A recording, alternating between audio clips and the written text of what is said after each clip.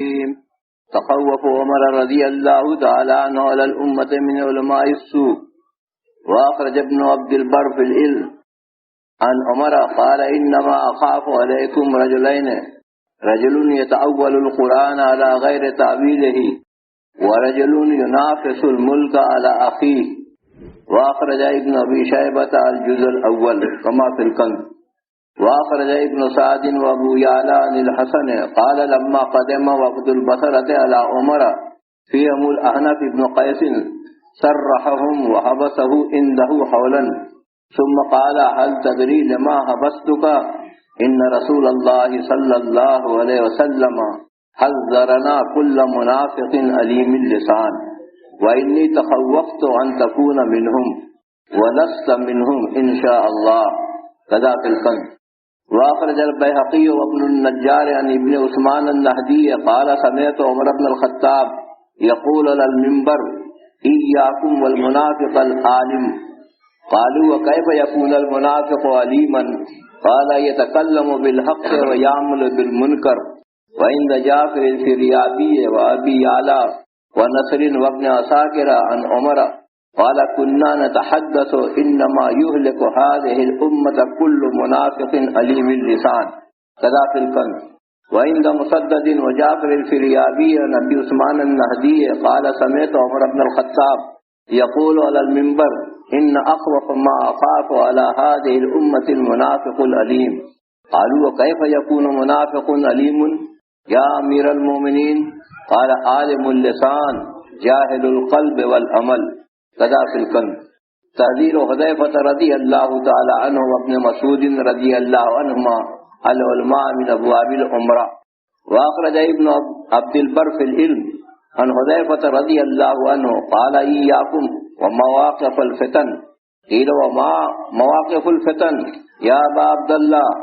قال أبواب العمراء يدخل أحدكم على الأمير فيصدقه بالكذب ويقول له ما ليس فيه. وعن ابن مسعود رضی اللہ عنہ قال ان على ابواب السلاطین فتنا كمبارك الابل والذي نفسي بيده لا تصيبون من دنياهم شيئا الا اصابوا من دينكم مثله او قال مثله. میرے محترم بھائی بزرگوں دوستو، یہ علم کا باب ہے. حضرت عمر رضی اللہ تعالیٰ عنہ فرماتے ہیں کہ مجھے اس امت پر علماء سوء کا بہت زیادہ خوف ہے. اور عمر رضی اللہ تعالیٰ عنہ کون ہیں؟ کہتے ہیں ابو وائل رضی اللہ عنہ کے بارے میں فرماتے ہیں کہ اگر ان کے علم کو ایک پلڑے پر رکھ دیا جائے اور سارے دنیا کے اہل علم کا علم ایک پلڑے پر رکھ دیا جائے تو عمر فاروق رضی اللہ عنہ کا علم بھاری ہو جائے. اللہ نے ان کو اتنا علم سے نوازا. تو یہ فرما رہے ہیں عبداللہ ابن عمر ان کے بیٹے نقل کرتے ہیں کہ عمر رضی اللہ تعالیٰ عنہ سے عمر رضی اللہ تعالیٰ عنہ نے تو فرمایا کہ انما اخاف علیکم رجلین، کہ مجھے تمہارے اوپر دو آدمیوں کا خوف ہے. دو آدمیوں سے بڑا ڈر ہے مجھے تمہارے اوپر. ایک رجل یتأول القرآن علی غیر تعویلہ، ایک وہ شخص جو قرآن کی تعویل غیر تعویل کے ساتھ کرے، یعنی قرآن کے سارے مقاصد اور سارے تعویل اس کی طے ہو چکی. اللہ کے نبی صلی اللہ علیہ وسلم نے حضور صلی اللہ علیہ وسلم پوچھ رکھا ہے کہ اس آیت کا کیا مطلب ہے، اس آیت کا کیا مطلب ہے، اس کی ساری تفصیل ہو چکی ہے. اب کوئی اس زمانے میں قرآن کی تفسیر اپنی رائے سے کرے تو یہ جائز نہیں، کیونکہ اللہ رب العزت سے اللہ تعالیٰ حضور صلی اللہ علیہ وسلم نے پوچھ کر صحابہ کو بتلا دیا ہے. تو اب ایک ایسے آدمی سے جو قرآن کی تفسیر اس کے تعویل کے علاوہ تفسیر کے علاوہ کرے، وَرَجُلٌ يُنَافِسُ الْمُلْكَ عَلَىٰ أَخِيهِ، اور دوسرا وہ آدمی جو ملک میں یا دنیا میں آگے بڑھنا چاہے اپنے دوسرے بھائی کے خلاف اس کے مقابلے میں. ان دو آدمیوں سے مجھے بہت خوف ہے. اگلی روایت میں ہے کہ حسن رضی اللہ تعالیٰ عنہ سے کہا کہ جب کہ بصرہ سے ایک وفد آیا عمر فاروق رضی اللہ عنہ کے زمانے میں، اس میں ایک بہت بڑے عالم جن کا نام احنف ابن قیس تھا وہ بھی اس میں تھے. تو ان کو احنف ابن قیس کو عمر فاروق رضی اللہ تعالیٰ نے روک لیا. باقی قافلے کو ان کی ضرورت پورا کر کے ان کو رخصت کر دیا، لیکن اس قافلے میں احنف ابن قیس کو روک لیا. وحبسہ عنده حولا، اور 1 سال تک ان کو اپنے پاس روکے رکھا. ثم قال، پھر 1 سال کے بعد ان کو چھوڑا اور ان سے پوچھا هل تدری لما حبستک، اے احنف ابن قیس تم جانتے ہو کہ میں نے تمہیں کیوں 1 سال تک روکے رکھا تھا؟ قال هل تدری، تم جانتے ہو بے شک اللہ کے رسول صلی اللہ علیہ وسلم نے حذرنا کل منافق علیم اللسان، اس لیے روک رکھا تھا کہ مجھے شبہ تھا کہ تم نے کہیں منافق عالم اللسان تو نہیں ہو، ایسے عالم تو نہیں ہے جو منافق ہوں. ایسے اخیر زمانے میں ایسے علماء ہوں گے جو کہ منافق ہوں گے، منافقوں کا جیسا کام کریں گے، ان کا علم، ان کا فتویٰ نفاق پر مبنی ہوگا، حقیقت پر مبنی نہیں ہوگا. تو مجھے یہ خوف تھا کہ کہیں تم بھی انہی میں منافقین میں سے نہ ہو، اس خوف سے میں نے تمہیں 1 سال تک اپنے پاس روکے رکھے. تمہاری زبان بہت چلتی تھی. حذرنا کل منافق علیم اللسان وانی تخوفت ان تکون منہم، مجھے خوف ہوا کہ تم بھی کہیں انہی میں سے نہ ہو جن سے اللہ کے نبی صلی اللہ علیہ وسلم نے امت کو ڈرایا تھا. لیکن میں نے 1 سال تک تمہارا امتحان لے لیا اور تم کو پرکھا، ناپا تولا، ولست منہم انشاءاللہ، لیکن اللہ نے چاہا تو انشاءاللہ تم ان منافق علماء میں سے نہیں ہو، اس لیے اب تم کو اجازت ہے، اب جا سکتے ہو. اسی طرح سے عثمان نہدی فرماتے ہیں کہ میں نے سنا عمر ابن خطاب رضی اللہ عنہ کو کہ وہ ممبر پر بیٹھ کے بیان کر رہے تھے. ممبر پر بیٹھ کے عمر فاروق رضی اللہ تعالیٰ ایک روز بیان فرما رہے تھے کہ ایاکم والمنافق العالم، اپنے آپ کو بچانا منافق عالم سے. ایاکم والمنافق العالم قالوا وکیف یکون المنافق علیما، تو لوگوں نے کہا امیر المومنین منافق کیسے عالم ہوگا، منافق کیسے عالم ہو سکتا ہے؟ قال یتکلم بالحق ویعمل بالمنکر، کہہ کہ زبان سے وہ تو حق بات کہے گا اور عمل منکرات پر کرے گا. بھائی زبان سے بات حق کہے گا لیکن عمل اس کا منکرات پر ہوگا، منکر پر ہوگا، حقیقت کے خلاف فتوی دے گا، حقیقت کے خلاف باتیں کہے گا. ویعمل بالمنکر، بات کرے گا حق کی اور عمل کرے گا منکر پر. وعند جعفر فی ریابی وابی یعلا ونصر وابن عساکر ان عمر قال كنا نتحدث، کہا کہ ایک مرتبہ ہم لوگ یہ صحابہ فرماتے ہیں ایک مرتبہ ہم لوگ آپس میں بات چیت کر رہے تھے کہ انما یہلک هذه الامه كل منافق علیم اللسان، ہم لوگ اس بات کا کہہ رہے تھے کہ اس امت کو ہلاکت میں ڈالنے والے کون ہوں گے؟ علیم اللسان منافق. یہ امت ہلاکت میں، آزمائشوں میں، پریشانیوں میں جائے گی تو ایسے علماء کی وجہ سے جو کہ منافق ہوں گے، جن کے دل علم سے خالی ہوں گے، دل میں علم نہیں ہوگا، صرف زبان کے عالم ہوں گے. انما یہلک هذه الامه كل منافق علیم اللسان. وعند مسدد وجعفر فی ریابی نبی عثمان النہدی قال سمعت، عثمان نہدی فرماتے ہیں کہ میں نے سنا عمر ابن خطاب رضی اللہ عنہ کو یقول علی المنبر، کہ وہ ممبر پر بیٹھ کے یہ بیان کر رہے تھے ان اخوف ما اخاف علی هذه الامه المنافق العلیم، کہ سب سے زیادہ جو مجھے خوف ہے اپنی امت پر وہ عالم منافق کا، منافق عالم کا. ہوں گے علم کے ذمہ دار لیکن ان کے سارے علم و عمل نفاق پر مبنی ہوں گے. هذه الامة المنافق العلیم قالوا وكيف يكون منافق علیم یا امیر المومنین، تو لوگوں نے کہا کہ اے امیر المومنین عالم کیسے منافق ہوگا؟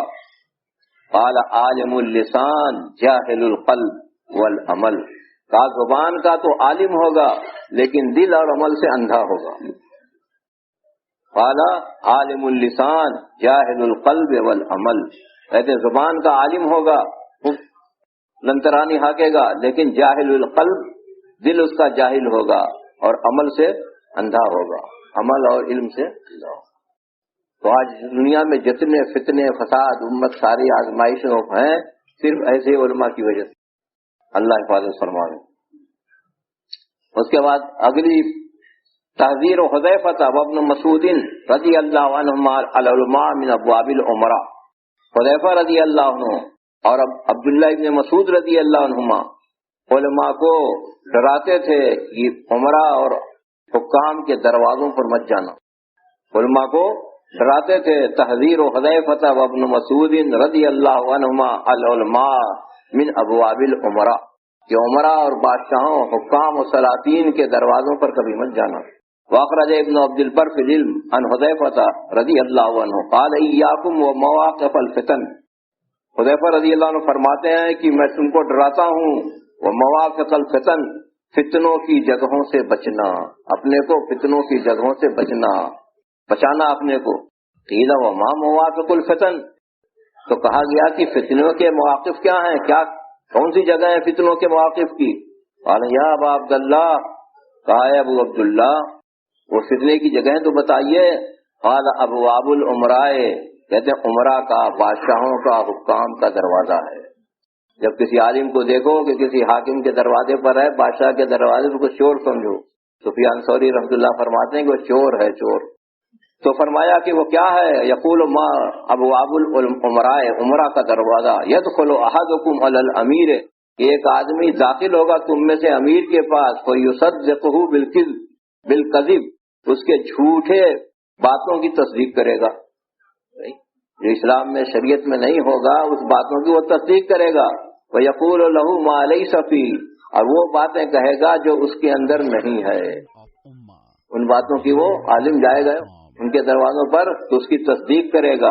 اور عبداللہ ابن مسعود سے روایت ہے قال ان علی ابواب السلاطین فتنا کمبارک الابل، کہا کہ سنو بادشاہوں کے دروازے یہ مبارک الابل، ابل کے باندھنوں کی جگہ کی طرف فتنے کی جگہ ہے.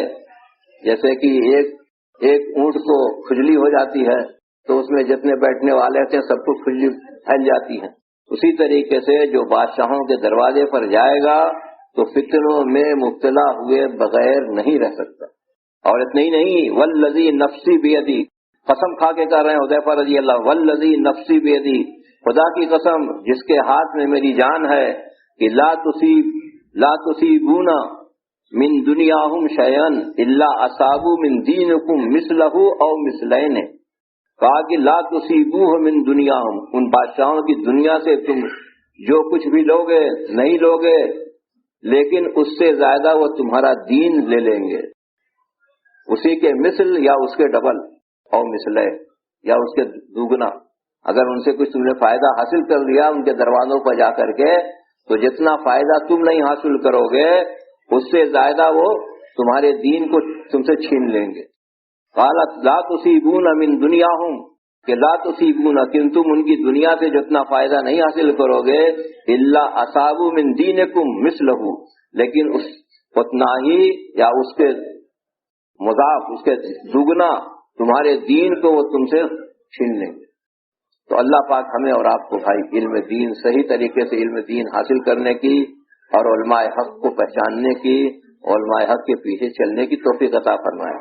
قیامت تک ایک جماعت علماء حق کی حق پہ قائم رہے گی، جن کو کوئی کسی کے لومت لائن کا کوئی غم نہیں، کوئی فکر نہیں ہوگا. دنیا خالی نہیں ہوگی، قیامت تک ایک جماعت رہے گی علماء حق کی، جو حق بات کہتے رہیں گے اور ان کو کوئی غم، کوئی فکر نہیں ہوگا.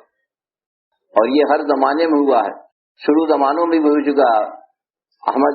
احمد ابن حنبل رحمۃ اللہ علیہ کتنے بڑے اللہ کے ولی تھے، لیکن اس زمانے کے مولویوں نے ان کو فتویٰ لگا دیا کیا خلق قرآن کے مسئلے میں، کہ یہ کہتے ہیں عبداللہ احمد ابن حنبل کہ قرآن اللہ کی مخلوق نہیں ہے، مخلوق نہیں مانتے. اب موٹے ذہن کے جو بادشاہ ہوتے ہیں، اچھا تو فتویٰ لگے دی گمراہی کا. امام احمد بن حنبل اتنا بڑا اللہ کا ولی کہ جس کو 100 مرتبہ اللہ کی زیارت ہوئی خواب میں، اور اس زمانے کے علماء نے فتویٰ لگا دیا گائے گا گمراہی کا، یہ تو گمراہ ہو گئے، رجوع کرو، توبہ کرو. کہا نہیں توبہ کریں گے. کہا کہ اچھا تو پھر ان کو جیل میں ڈال دیا جائے. جیل میں ڈال دیا. کہا توبہ کرو. جیل میں بھی جا کے توبہ نہیں کیا. کہا کہ ہم جو بات کہتے ہیں لوہا لاٹ بات کہتے ہیں، کوئی ہم لوگ ایسی بات نہیں کہتے، پکی ٹھکی بات ہے. کہا کہ ان کو پھر کوڑے مارے جائیں. امام احمد ابن حنبل رحمۃ اللہ علیہ، بھائی شروع کا زمانہ ہے، تابعین کا زمانہ، اس زمانے میں ان کو کوڑے مارے جا رہے ہیں. تو یہ ہر زمانے میں ایسے علماء ہوئے ہیں جو کہ بادشاہوں کے چمچا گیری کرتے رہتے ہیں اور علماء حق کے خلاف فتنے کی باتیں اور اس طرح کی باتیں نکالتے رہتے ہیں. اللہ ہم سب کو حق علم دین صحیح معنوں میں اللہ کے لیے سیکھنے کی، سکھانے کی، پھیلانے کی اور پہنچانے کی توفیق عطا فرمائے، اور علماء حق کو پہچاننے کی توفیق عطا فرمائے۔ اللهم صل على محمد وعلى آل محمد كما صليت على إبراهيم وعلى آل إبراهيم إنك حميد مجيد۔ ربنا آتنا في الدنيا حسنة وفي الآخرة حسنة وقنا عذاب النار۔ ربنا لا تزغ قلوبنا بعد إذ هديتنا وهب لنا من لدنك رحمة إنك أنت الوهاب۔ رب اغفر وارحم وأنت خير الراحمين۔ وصلى الله تعالى على خير خلقه محمد وآله وصحبه ذريته البيت أجمعين برحمتك يا أرحم الراحمين۔